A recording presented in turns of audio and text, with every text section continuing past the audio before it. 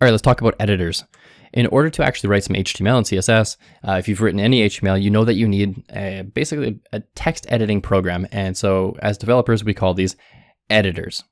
Now, my preferred editor of choice is Sublime, and that's because it's incredibly fast, it's incredibly flexible. You sort of get the best of all worlds. There's plugins for literally everything. So if you need like certain syntax highlighting, guess what? There's a plugin for that. So I love Sublime, and that's going to be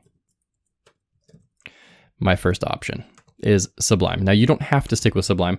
There are other options available for you. For example, you can also use VS Code.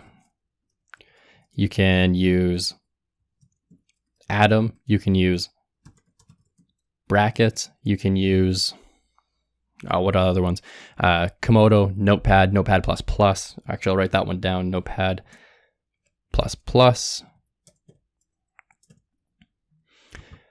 And so you have all these different options in here. So which one do you choose? Well, it really depends on you. VS Code is super popular. It's 2017. 2018 VS Code is going to be super popular. People love Atom, but it takes a little bit of time to load up. People don't really like that. Mac users tend to love Brackets because you also get a little preview. What I'm doing here is I've got my editor, Sublime, open on the left, and on the right, I have Chrome open to basically preview all my changes, whereas Brackets sort of has that built in. And then there's Notepad++, which is super popular, but super basic. I mean, if you need to edit like a 7 megabyte file, Sublime or Notepad are probably your best options, but chances are you'll never need to do that.